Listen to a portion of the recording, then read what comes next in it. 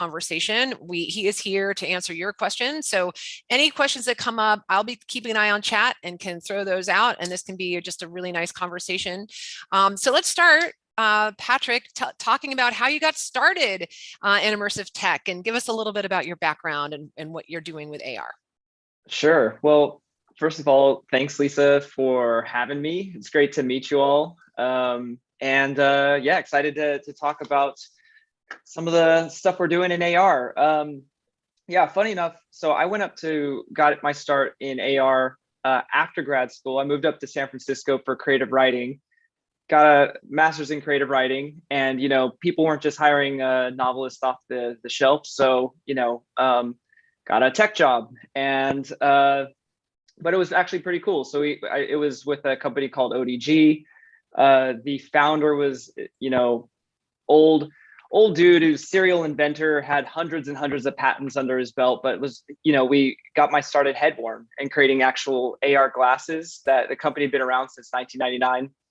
And I got started writing all the content and doing all the white papers and doing all that. So anyways, it was really pretty exciting times. Sold like a huge patent portfolio to Microsoft for $100 million, had the largest Series A raise, led by some pretty big investors. And then but it was hardware, and there was still a need for software, and there wasn't really a lot happening in that on the consumer space, and we saw a lot of gaps in that. So some of the leaders at ODG, we spun out, we started Rock Paper Reality to focus on solving problems in marketing, entertainment, and advertising using immersive tech. So that was kind of the start of that journey, and it's been fun and pretty exciting for the last, I don't know, like 9 years.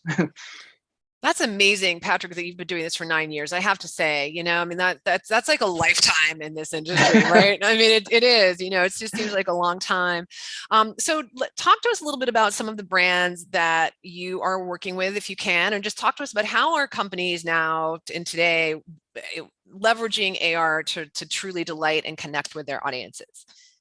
For sure. And actually, Lisa, if you want, I can actually pull up that the kind of the course materials, as we're kind of talking through it, and literally just use that as visuals. I don't know if anybody likes seeing things versus just the me talking, but I can just bring it up and we can bounce around. It's up to you if you want to. No, it's totally up to you. You go for it. Why not? Okay, visuals, cool. In this kind of topic, visuals do tend to help, I think, right? Right, exactly. And I think you should be able to share, Patrick. I think I have it set up, so you should be able to good to go. Perfect. All right. So let's see. So wrong one. So let me actually bring it back here. So I'm just going to bring up our kind of little logo screen, because that always helps us, just kind of a little bit of a refresher. So we've been working with a lot of different companies, a lot of Fortune 500s, and for a variety of different use cases. So we've done projects with everything from NBC Universal Studios around theme park rides. Some of them have been actually released. Projects with British American Airways, how can you actually bring those tickets to life? It's everybody has a ticket. And every one of those tickets is a perfect opportunity to springboard off into an immersive experience. Let's try to help users get a better navigation to the lounge, see, what does first class actually look like? Oh, wait, there's a hologram of Gordon Ramsay, pitching me on some discounts for his restaurant. So there was a lot of opportunities we were doing there, building out what we call an AR dashboard. And then done some really cool projects with Microsoft. We've done a holographic retail platform that we can share, where it's literally just you imagine the problem was, today there's a lack of confidence when you go to actually buy the clothes that you see online. It's 2D. Models aren't at scale, and it's you kind of just are fingers crossed hoping that it's a good representation of what you're going to get. So we took actually 3D models that you could move around, manipulate. They walk around in actually your room. And it basically brings the whole catalog of clothing to life. So that's a few of them. And then the one I just wanted to talk to as well is I'm going to just click ahead. So don't mind me if I'm just bouncing around here, but we're really proud of this experience. This is with Saatchi Art, and Saatchi Art's the world's largest distributor of artwork. And we did an AR experience that basically brought 1.4 million works of art to life. But the results were amazing for them. So it helped increase the conversions for AR users versus non-AR users by 4x. Meaning, people that actually went to view, and I'll just play it here so you can kind of see what it looks like. But people that actually did the view in my room feature, that was able to actually see the art in their room, see dimensionally, how big it was, does it match with my couch? They were 4 times more likely to actually buy that art than users that weren't. And what that led to was they saw, order sizes increase by 18%. Which is also really amazing because that was something nobody kind of anticipated. But if you think about it, if you're kind of on the fence between the $100, artwork or the $125, you got a better idea that the $125 is going to look good. You might splurge. So, they saw a huge growth in like 100% year over year in their mobile transactions. So this is just a really good demonstration of how, like, it's not a gimmick. It doesn't have to be a gimmick. The director of their product said that we solved one of their biggest customer challenges was shopping online. And after the thing went live, the following year, he got promoted to general manager. So he was pretty stoked on that. But yeah, so those are just a couple examples of how AR can actually bring real value to the marketplace.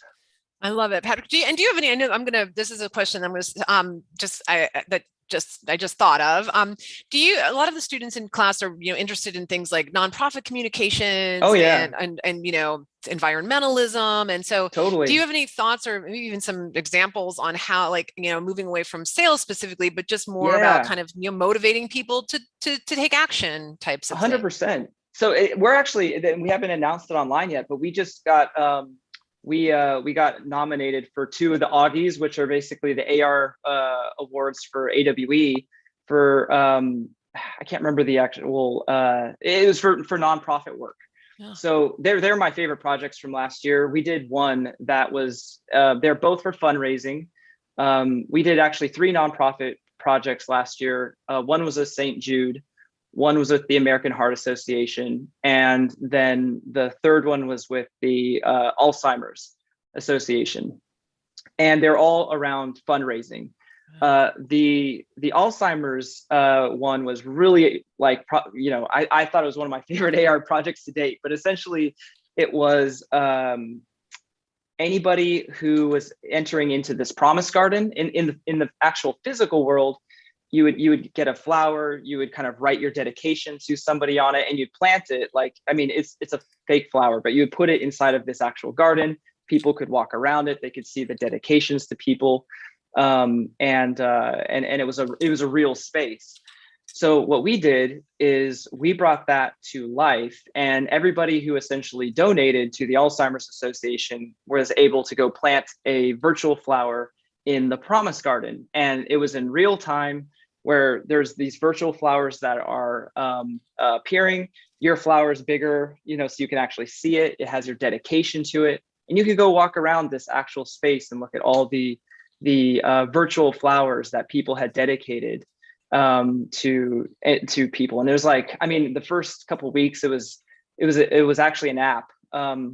It was downloaded like over 5,000 times. There's just so many great stories of people that are just emotionally like, oh, I planted my flower and I felt like there was some catharsis in there. I actually cried. Like, I was like, oh my gosh, like we actually created something that's like that impactful. So to bring it back to like the value of it, it's really just being able to connect with people, like be able to bring people together, but also able to unlock fundraising activities. So it's something that can be used as a really great tool for, generating money for good. And and things that we did with the American Heart Association, those are all around.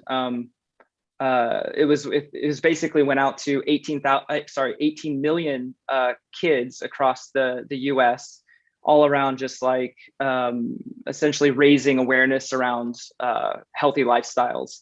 And so it was like games that were just kind of saying, like, just around what foods are good, activities are good, and a whole bunch of just things about just raising awareness for that. And ultimately, there's a bunch of different characters on it.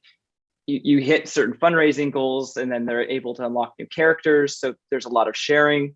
But it helped the American Heart Association raise $15 million in 1 year, and it accounted for 30% of all their online fundraising. So it's it was a really Amazing. Cool project. Those are awesome this examples. This is our 4th year, doing it. But anyway, sorry, that I know a bit of a tangent, but no, that's a perfect tangent, and those are amazing. That's I think the first, honestly, Patrick, I'd heard about the Promise Garden. What an amazing and I've experienced that power, kind of that cathartic power of being able to allow people to grieve. And I mean, it can be very powerful. So that's amazing that you were able to do that. And it's great example. And one of the problems that I'm asking the students to potentially solve, I think I mentioned this to you, is maybe thinking about how to come up with an immersive strategy to help with donor relations for the university. So it's perfect information for them. So I want to get down to brass. So here's the thing, like I want to be a little selfish in that the students are building their own immersive strategies, Patrick, and you're, a very, very experienced immersive strategist, at the end of the day. We did actually on Tuesday, we went down and we did the winning or gimmick together. And I pulled in some experiences and we're like, is it winning or is it gimmicky? And kind of got the students' take on it. So, what I think would be super helpful is if we go down the list of those 5 questions, which I think are so great, and maybe just give us, give us your perspective on why these 5 questions, and maybe talk a little bit to each one, helping myself and the students truly understand the essence of the question and how to apply that to their own work. For sure. So starting with number 1, which is, does it solve a real problem? This is something that we are always looking at, and it's what happens with so much technology is you talk about all the features, like how cool the features are, and like how fast something is, or like how great the tracking is. But at the end of the day, is like who's using it, and why are they using it? Like, what problem is it solving for the end user, the brand, and does it actually need to be an AR? So I think like what we really try to get down to when we're speaking with one of our end customers is really trying to get to the heart of the problem. And as we kind of talk through, every one of these use cases that we have, that was kind of the process that we started with. Same thing like the Promise Garden, like that got started because of COVID. People can't actually go to the Promise Gardens anymore. And they're like, how can we actually kind of create that experience, bring it to people at mass, and do it virtually so we can still stay connected. But it was really going through that process of trying to unpick, why are they reaching out to you, or what is it that about like their marketing that isn't working? Are they seeing something stagnate with the way that they're doing things today?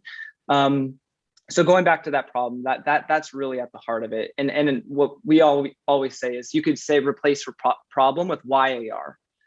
There's endless number of things that we could do to kind of bring some value to the customer, but why actually use AR for it? And let me follow that up. So, sure. And I think I hear problem, and maybe it's me, I'm kind of an analytical person, and I think I tend to overthink, but when you say problem, it can be something, and maybe as simple as entertaining someone, right? I mean, to maybe talk to us about like, what are some of the problems that, maybe the range of problems, because they're big problems, like, selling more artwork, or creating that, to just something like, we just want to delight and build affinity with people. I mean, there's a range. So maybe talk to us about what you think are some of the top problems that AR solves well. Sure.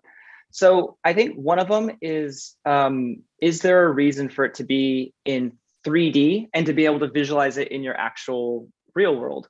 So like, I think even going back to the entertainment and the delight part of it, like, there's absolutely great uses for creating games in AR. But some games might actually be better to be left in 2D and used as just a mobile game on your phone. It doesn't actually belong in AR. It creates a clunkier experience. So going back to like, is there a better way to be able to bring your environment to life? So that can be something like, for example, packaging. If you've got like, let's say something as small as like a business card or a flyer, there's only so much information you can put on that. and AR allows you to create an extension to that space. And so, your problem is starting with there's not enough room to tell my story, and okay, let's create more room, but also make sure that that still it's impactful, like the virtual information you're bringing in there.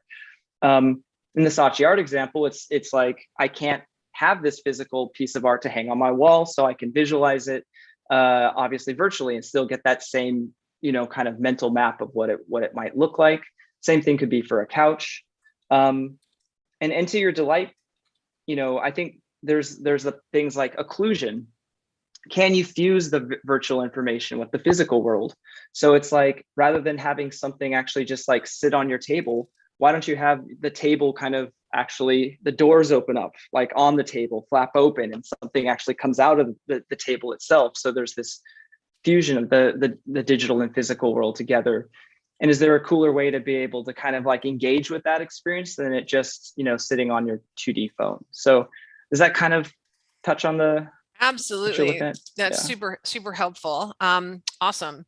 And then let's plow forward to the second question, which kind of is perfect segue for my first part of it. Does it surprise, delight, and leave a positive impression? Talk to us about that one. Sure. This kind of goes back to some of those fundamentals of just, what's worth being in AR and what isn't worth being in AR. And you may have talked about some of these, but I think in a lot of cases, and also this budget is also a factor. So sometimes there is a reason to actually put a video in AR. If there's, I would still say there still has to be some sort of 3D elements to it. There has to be some sort of, motion graphics. Something has to happen versus just seeing a video overlaid on something. But if you're going to go kind of like the between the two, it's like putting in a virtual video on top of, let's say, a wine bottle. Not very good. The video is better watched in full screen on your phone, and it's better left there. Now, if the label of the wine bottle starts to come open, or like the project we did with this wine company in Australia, where it was for called Di Bortoli, and the wine brand was called Sinister, and basically it was like three different Australian predators. So there's a snake, a crocodile, and then basically a spider. But the idea is like essentially there's a hole that kind of appears, like you hear a crack, and then there's a hole that appears on the bottle. And then you actually start to see the snake kind of come out from the bottle and wrap around the bottle. And you start to see this really beautiful fusion between digital and physical. And you could see why, okay, that's something that is surprising. I wasn't expecting a snake to come out of my actual bottle here. And, in fact, with the spider, we did tests, and originally the spider came at you, and people actually found it was like too terrifying. So we had to make the spider come from around the back of the bottle and then go into the hole versus come out of it at you. So anyway, sometimes you can surprise people a little too much and you got to pull it back. But love that. Okay, does it enhance the physical world in a meaningful way? We kind of had an issue with this one was a little tough for us. So I think some clarification here would be super helpful. Yeah, I mean, honestly, I think I kind of like already kind of touched on that one a bit, but I think it goes back to like, if it's a physical box, like for example, like just being able to have that X-ray vision, or actually here's another example that we didn't talk about is things like portals. So like being able to have like a virtual portal that you can then move into, literally walk into, and then have a full virtual experience with inside of that portal. So there, you actually kind of get this feeling like you've unlocked another virtual world. And it doesn't have to be incredibly complex. I mean, typically I like to do something different than just the 360 video. That's often kind of a bit old and people have seen it, and you know it. But if you at least bring in a 360 video with some interactive content inside of it, then that can still bring in an environment to life, ground people in a new world, a new space. Or we've done things like even bring people into the dining rooms of restaurants. So you wouldn't be able to do that sitting in your own home, but you can do that with augmented reality. You can literally just create this gateway into other spaces to be able to kind of share these virtual worlds. Yeah, and let me ask you let me get your opinion on the example that we looked at in class, and I'm curious to see your take on it, specifically thinking about this third question. So the example that I showed in class, the University of Oregon has their night campus. I mean, maybe you've even heard of it. You know, Phil Knight put a lot of money. It's cutting edge. Da da da. They created an AR model that you go to the thing, you take the model, it like plop it on your floor, and you can walk around it, and you can kind of scale, and it has different markers, so you can like see all the different areas in the building and yada yada. But so when you say, does that enhance the physical world in a meaningful way?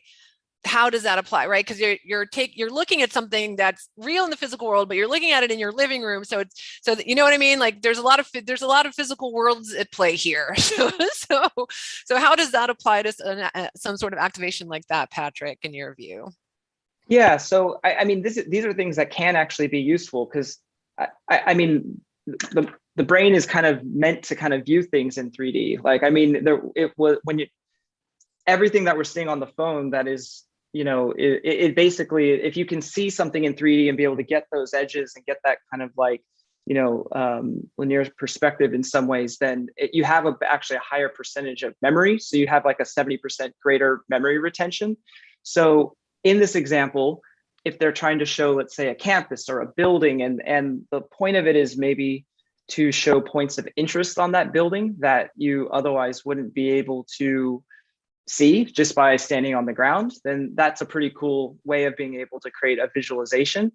If you're trying to navigate people through a space, like literally you can do side-by-side comparisons, look at a 2D map, and then look at actually, you know, a full 3D map that you're able to kind of see the walls or the roads or the kind of landmarkers along that space, and ground people. So you kind of have that kind of that mental map with the virtual map, and then when you actually go back there, you're like, oh yeah, I remember there's a tree, there's a mailbox there, and it becomes actually a little bit easier to remember. So it kind of goes back to that same thing as like, what's the point of it? Like, what story are they trying to tell?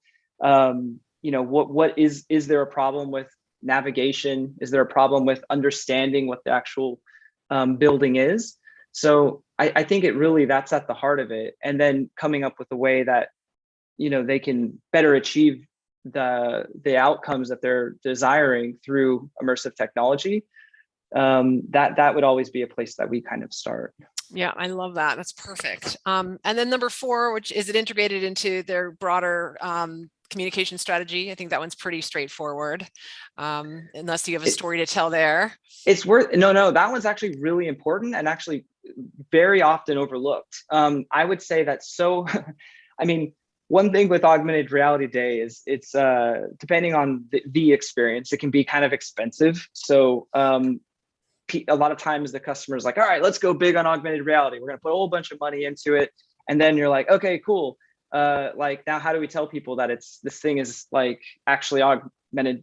You can activate augmented reality from it. How can you actually, are you doing any promotions around it? Well, we don't have any money to do any promotions. We can't afford to actually do any like end caps on the aisles.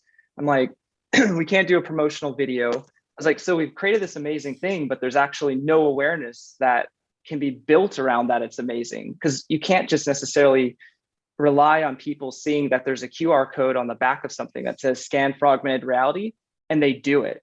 And this goes back to this customer journey where we're often always are looking at where are all the touch points that the customer has with the brand or with the organization, you know, that you're working with. And then you look at each one of those touch points, and you say, which one of the ones of those can be AR activated, or which one of those can you actually tell the message about it? If the key piece is that, like, by maybe touch point 3, they see it on social, it's come through there, they're like, oh yeah, that's interesting. Then they actually see, maybe a promotion inside of the store, or, out in the physical world, like, oh wow, I've seen that before. And then by the time they actually get to the product, then they pick it off. They're like, oh yeah, I know what this is. Like 19 Crimes. Like, nobody really knew that was AR until all the ancillary promotions that they did around it. You see it on the bus stops, you see it on social, people are sharing it. I think that this is one of the communication strategies. It was one of the most underlooked aspects of a successful campaign. Overlooked, maybe that's the right word I'm looking for. But it's absolutely essential for its success. And so what we always like to do is just think about, like, look at what are the existing marketing campaigns that they're currently doing, how can we complement those, how can we actually bring in additional promotional materials to life, because that's a huge, and AR is also a great tool for creating promotional content. Sometimes you get better just can I just go expand like a little bit on one Oh my thing? gosh, of course. Okay, cool. So like we did this project with, actually, I'll just share it with you if it's fine with you. Yeah, please do. Please do. And as he's doing that, I'm going to tell everyone, all the teams, absolutely part of your plan is going to be coming up with the communications plan, and how are you going to drive people to your immersive experience. So it's amazing that Patrick is chatting about this, because it will definitely be part and parcel of what you're creating. And it's not you're going to build and then they will come. We have to have a really good strategy to get them there. So let's see. Unfortunately, this well, it's okay. I can still talk to it anyways. But we did this. So we did this AR activation with a brand called Siduri. They're like a subsidiary of Jackson Family Wines. But they created this promotional video that was viewed 4 million times in about a month on YouTube. Relatively unknown brands. Like, I mean, they're under a bigger name brand, but they have 40 different brands under Jackson Family Wines, and this had 10 times more views than any other promotional video they'd ever done in the history of like the company. And they're like, whoa, this is insane.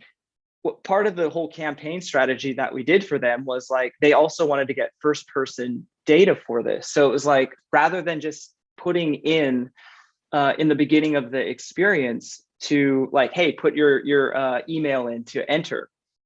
People don't usually like that. You get a lot of bounce rate. And even at the end, people are just like, I've seen it. I don't really need to put my email. But since that was a core part of their campaign, we built out this campaign strategy to create a sweepstakes for people to actually turn themselves into holograms. So that the winner got turned into a hologram. They got to go visit the Microsoft Reality Studio, and they got it all for free, because we were just like, our Rock Paper Reality and Microsoft, just kind of for the promotional credits for it, we just did it for free. But they got 47,000 people to enter the sweepstakes, which is all people that then become part of their mailing list. And I think they had, like, I don't even know if it was like 2,000 people or something on their mailing list before that. So oh my gosh, this has been, like, by far the most successful they've ever had, or been in history of the company, and AR was really a driving factor for it. So, this is just an example of, like, with Audi. I always love this one because it brings, like, to life the experience, but it definitely creates it in a way that is, like, way cooler than the experience actually is. But the last part that I want to bring into it is the fact that they create these promotional videos, and it's about the people that are still in here. It's not about the technology. It's a fusion of the two. And it's so important to actually bring people actually enjoying it, having fun, get that establishing shot of somebody, get that over the shoulder shot of somebody holding it, and then you can drop it into the experience. But, like, people buy things for other people, that are being impacted by it or having benefit from it, not because there's, like, some cool technology on the screen. So that's just one other point that I think is important when you're thinking about all the materials to go along with it. Yeah, no, I love that. That's perfect. Which brings us to the fifth question here. Is it easily accessible and simple to use? So talk to us a little bit about that one. Yeah, so this is one where it's augmented reality is new, especially web AR. I think, prior to COVID, like there was a huge part of the population who didn't know how to use a QR code, never used it before, never needed to use it. Now, many of us have had to use it when trying to get a virtual menu or having to log into somewhere. It's huge in the UK, where I'm at right now. And so anyways, the point being is like there was this important part of just being able to one, make sure that it's very clear, like now that people actually know how to use QR codes in by large, making sure it says scan for augmented reality, trying to put it in a place that's very visible, if it's like for a bottle, you'd want to put like the neck hangers on it that have like bringing to life that this product is different. So that's kind of like the one part of it, just being accessible as a part is just like one, it's like they need to know how to activate it, but it also needs, the instructions are incredibly important. We like to usually create infographics that go along with the written instructions, because when we started out, we had instructions that would say, what was it? It was basically like find a flat surface, and then there was kind of this grid on the table, and the idea was like, obviously you're finding a flat surface to put the virtual information on, but people were just setting their phone on the table and expecting the holograms just to come out of it, and we're just like, I never thought that was going to happen. But like, you just like, if you don't actually explicitly call out exactly what they need to do, then people will just inevitably mess it up. And I mean, Yeah. that's just human nature. So we literally had to create a phone of like the grid, and then it's like a phone pointing at a flat surface. It's like point your phone at a flat surface. and Right. people stop putting their phones on the table waiting for the holograms to come out. So it's Right. like it's just the clarity. It's really just making sure that whatever it is that the person needs to do, you need to be able to make it very visual. You need to make sure that it's articulated well, and you need to test it, because ultimately we wouldn't have known that people were laying their phones on the table if we got a bunch of other users to actually test it in front of us, and then we're like, oh wow, that's definitely not how we want people using this. So anyways, yeah, it's all about testing and clarity. That's great. And so let's get into the weeds a little bit. As I've mentioned, the students are building these immersive strategies. There's five teams, and they're going to tell me today after we chat with you which problem they're solving for University of Oregon. We've identified a few where we think immersive tech might help, like recruiting or donor relations or fundraising or whatever. So how would you start? Like, so if you were the student, let's say, you're on a team and you've been given this task of building an immersive strategy for UO, where do you even start? I think that the students here, first time they've ever done anything like this, might be feeling a little overwhelmed, and I'm of course here to guide them, but I'd love to know how you would start on this. Yeah, so this goes back to the problem. Like I would not be thinking about the technology as much as I would be focused on, you know, what are the problems that exist, like for people at school or for the school, or if you want to focus on recruiting, it's getting to the heart of what are the problems that recruiters have. Is it that there's is there a lack of trust? Is the material, are people not engaged? Is there, like with the story, are they losing people at some point with follow-ups? Is there not enough excitement about the organization? We go through a process that's called like service design, and it's really what getting to the heart of the problems first. So you kind of find out all the problems like that this specific sliver of the the let's call it the university has. And then we start to go through the how might we process, and this is kind of this process called design thinking. And what that essentially does is you want to go to this divergent thinking. So it's like, let's just get the ideas out there. We've got some problems. Everybody's got an idea. Let's go big. Let's get them all out on the screen.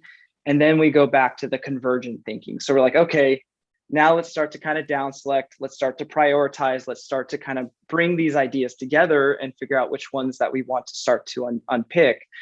And then like once you've kind of gone through that route, like I think then you start to really understand the problems. You start to figure out how might we solve it.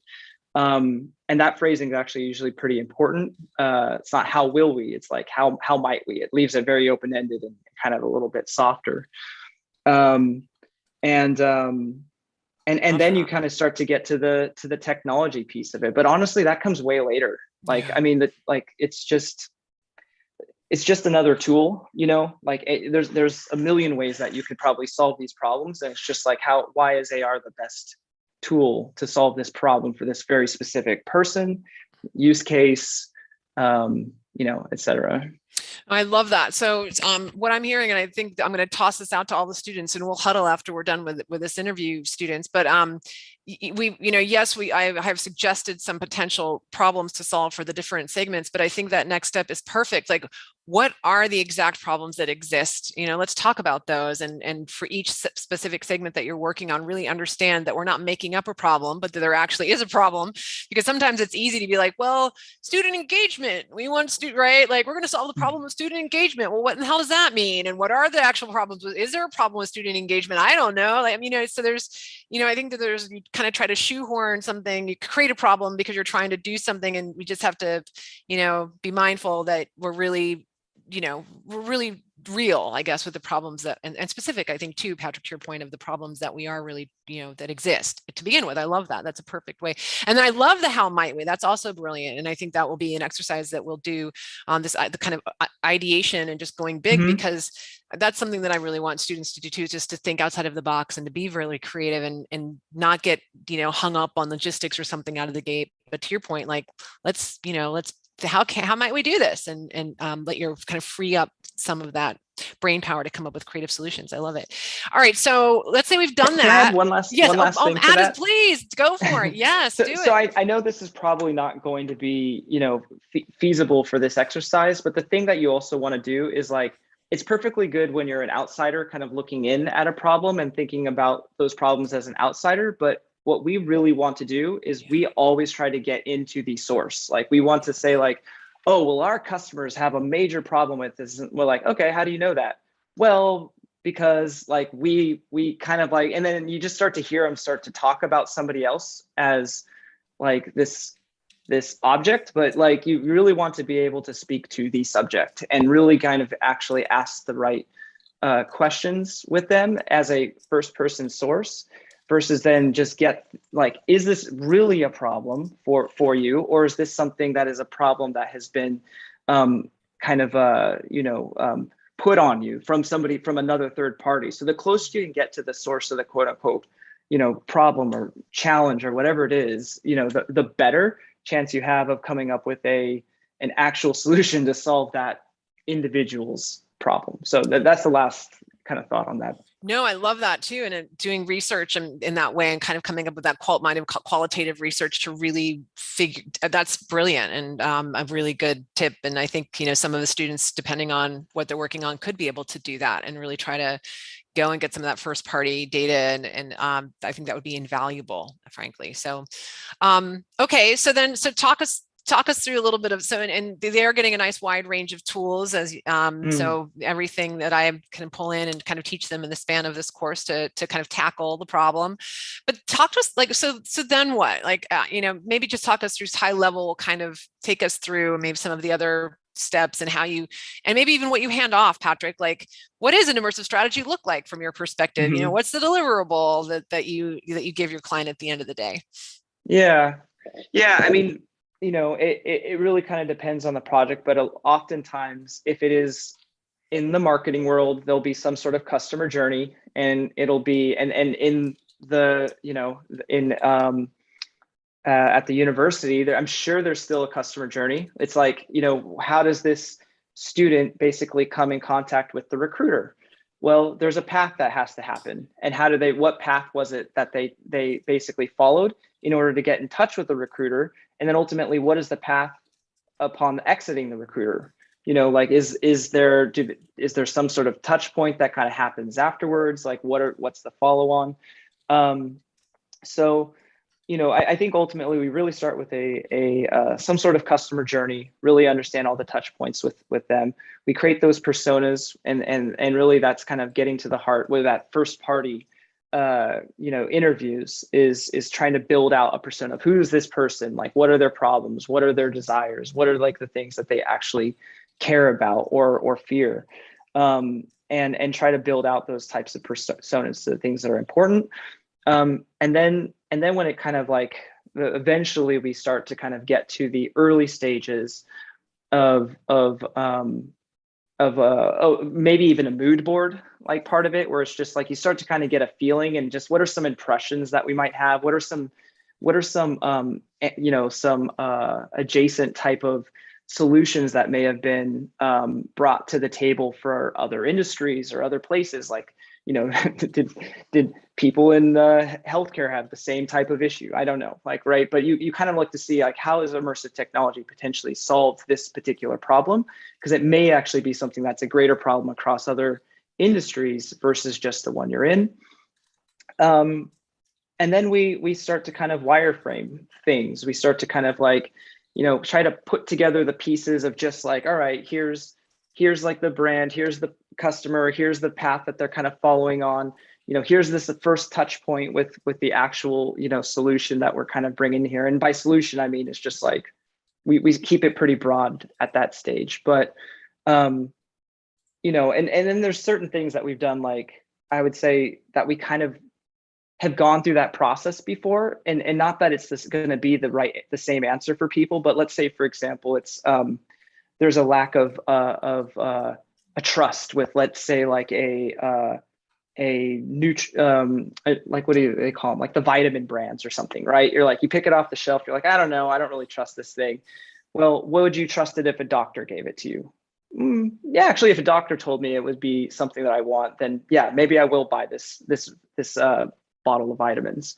Okay, well, we can't bring a doctor to your house, but we can bring a virtual doctor to your house. So we create a hologram of the doctor. We put the doctor in your house, and then the doctor talks about, here's why you want to buy magnesium, because magnesium is going to, achieve these things for you, blah, blah, blah. So I know this is kind of a roundabout way of kind of, walking through this, but it's really kind of just getting to like to the heart of these things. And then once you kind of start to understand the technology a little bit more, and like, how is it actually going to fit into this solution, then you can start to kind of explore the technology. And then in terms of just finished on that, and then we got a question from our student. Final deliverables, Patrick, just talk to us a little bit about what that looks like. Yeah, so it depends. Like, so we have a consulting side and then a development side of our company. Not every company wants both. Some want one or the other.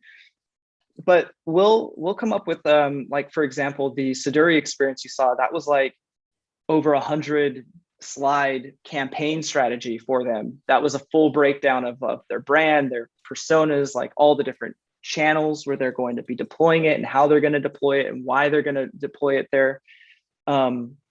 So in that instance, it was a full campaign strategy that they got, and it was end to end. And how does it fit into all of the other marketing, initiatives that they have? Because you want to make sure that nothing's breaking. There's no broken moments along that journey. And then they got in the web AR sense, it was literally a URL, and that URL had the AR experience on it.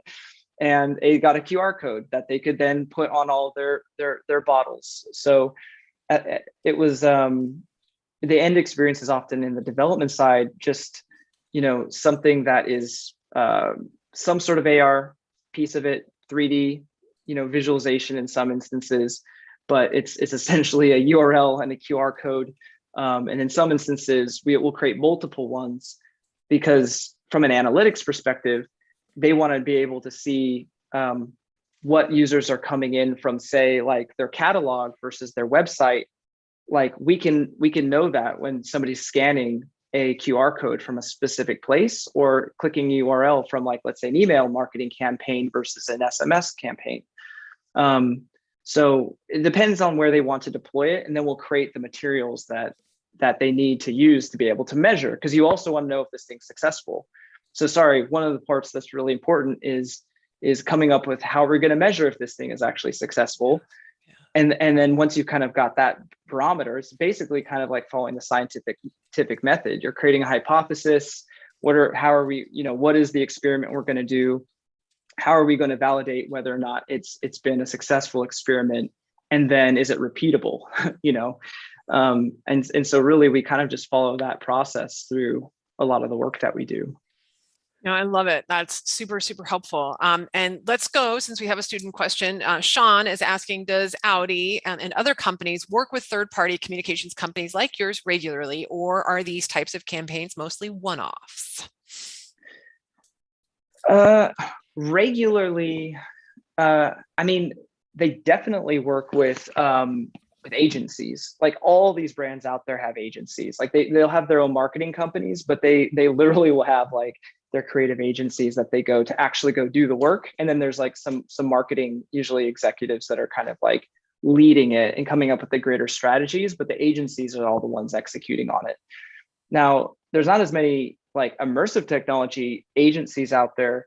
A lot of these things are one-offs. A lot of these things are not ongoing campaigns. There's a number of companies out there that are investing year over year in them, but yeah, a lot of them don't actually see like a very quick second investment. Sometimes it takes a little bit longer, and I think that goes back to the gimmick versus winning solution. Sometimes it looks like a beautiful execution. Everybody in the space is like, wow, that was amazing. But did it actually achieve what ultimately it was set out to achieve? And a lot of times the answer is no. Yes, perfect. And we've got a question from Eric. If you're able to disclose this, do you know what is the average cost, of course, pricing to develop some of these experiences, or just even an estimate? That's a great question, Eric. It is. So yeah, so I mean, these things can get over six figures for big deployments with big Fortune 500 customers. It doesn't take long for it to get really, really expensive, really, really fast. That said, there are alternatives out there that are a little less expensive. There's a company called Poplar out there. Poplar dot something rather. If you looked up Poplar AR, they'd pop up. But they basically do, like, they're kind of almost like an Upwork, which is like kind of a talent sourcing for AR. So they will get a brand, gives them a campaign bid, and then they, like, literally sometimes you can get, projects as low as 2,000. They're a UK company, so it'd be £2,000. But you can also get developers that you could find on literally Upwork to kind of do something that's a little bit lighter to be able to execute on it for an hourly rate, depending on where they are and how much they want to charge. So to answer your question, it really kind of depends. And like, last bits of it that are kind of important is sometimes the 3D part of the experience and the animations is like sometimes between 50 to 65% of the cost. So creating 3D assets and animating those assets is like very time consuming. If there's a lot of interactivity in it, like a full 3D game that's interactive, ton of complexity in doing something like that. And that's going to take a lot more time and then have a lot more cost to it. So there's just what we usually do for our customers is we'll kind of come back as like, here's all the things that are really hard to do. Here's the complexity around it. And here's what low complexity looks like. And here's what high complexity looks like, so that way, when they start talking about ideas and the concepting, quickly can kind of look at their criteria of like, what's going to be an expensive project and what's going to be, a cheaper project. And it all comes down to how much time it takes. And that's the complexity of the stuff that's being built. Oh, I love it, Patrick. Your expertise here is so valuable for the students. And I want to be mindful of time. So we've got about just maybe 5 or 6 more Yeah, minutes with Patrick, and it's late where he is, as he's in the UK. So JD's got a question. Is it common for companies to want AR help with actually understanding how it should be implemented? So most of the time. right. Most of the time, if they're smart, they know what they don't. They're smart. If they're smart enough to know what they don't know, right, Patrick? Everybody comes to us really with just like, hey, give us the experience, and we're just like, okay, but like it's very rarely like the most of the time the consulting piece has to be demonstrated why they should want it, and what happens when you don't do that piece of it, and then what happens when you do. And so but most companies don't want to pay for consulting. Most people think that consulting is fluff and they just want the end product, and don't we all, right? It's like that's the part that's really adding the value, but it doesn't just get there without a lot of work that goes into the preparation that we kind of talked about. Yeah, I love it. And I think this is a perfect wrap question that Nicole is asking. I was thinking too. So we've got, 35 some students here that are just getting hopefully really excited about XR for communications, Patrick.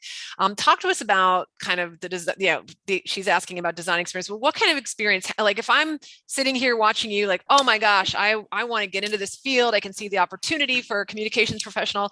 What types of skills, what should they do? Talk to us about the opportunities there.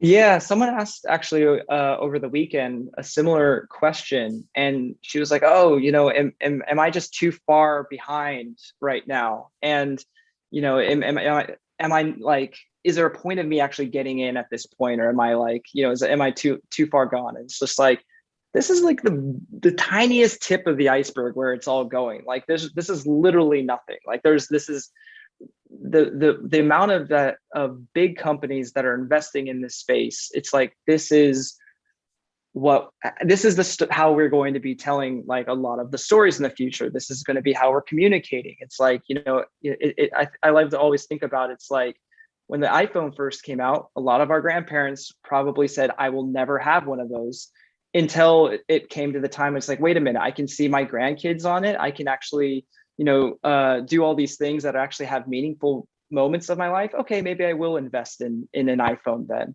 or a smartphone. So it's going to become something that is intrinsic in like all of our lives, whether we probably like it or not. And so going back to your question about the design side of it, I think it's just starting to kind of just get involved, like with what people are designing for. Starting to get an understanding of like every field kind of has like an immersive technology component in it, whether it's architecture, healthcare, the creative side of it, like gaming, like, I mean, you name it, there's going to be an immersive technology piece of it. So kind of figuring out where you want to go first, and then seeing if there's an opportunity to kind of build in some of this AR part of it. But first part is, I usually like to say, just get involved with a community. There's a lot of like AWE chapters out there that you can kind of just join, and that's Augmented World Expo. I lead one in San Francisco, and they have speakers that come all the time. You start to meet people. There's a lot of collaboration, and there's a million different places where you can go to the design. It doesn't have to be actually the building part of it. It can be like a creative producer, solutions architecture, like all these things that like are real value and needed. And just being an expert in this domain will have value. Yes, I love that. Perfect, Patrick. That's very inspirational, and I couldn't agree more. There's just so much opportunity here, and it's such the tip of the iceberg. And I think that I think what I would tell the students too is, you're getting a nice kind of a breadth of all the different immersive technologies and a lot of different information in this class. Gravitate to what you really like what's really, catching your attention. What are you interested in? Then maybe gravitate toward that and spend time in it and start learning a little bit more about it, because there are still some amazing, free and open communities around the very specific flavor of whatever it is that you're interested in. And they're there to help and get more enthusiasts involved. So it's a very cool time to get to get involved in. I'm going to, Patrick, any other final thoughts? I'll give you the last word here. Any other final thoughts for my students? Any other words of wisdom that you'd like to share? Oh, this is always the hardest question. I think, yeah, I mean, it's it, I found that like it's been something that has pulled me over. I've been I've actually been more of somebody who is resistant to immersive technology to begin with, like AR. Like I feel like I worked in it for so long. It wasn't my field. It wasn't something that like I ever planned on actually getting into. But the more I've kind of like actually started to kind of open up to it and actually see how it can have a meaningful change to people, and how it is a really great tool for storytelling. Like it can create real impact. And like along with writing, I loved film, and this is just like a really interactive medium to get people like engaged. It's like video games meets cinema in a way. So it's like no, I think it's something that's going to be a big part of our lives, and it is something that like we are going to be using for communication and telling stories for in the future and today. Yay. Well, let's give Patrick a round of applause, everyone. I think that our strategies are going to be better for having you come in and chat with us. So thank you so much for all of the great information, Patrick. It's a pleasure. And so far I'm only teaching this class once a year, so I might hit you up next year to come in again. So just know, and have an amazing rest of your night. And thank you. Just thank you so much. Very appreciated. Awesome. Well, great to meet you. Thanks for having me, Lisa. And I really look forward to hearing about some of these projects as well. So hopefully, Lisa, you can kind of, give me the down low on what kind of came out of it. But good luck with it all.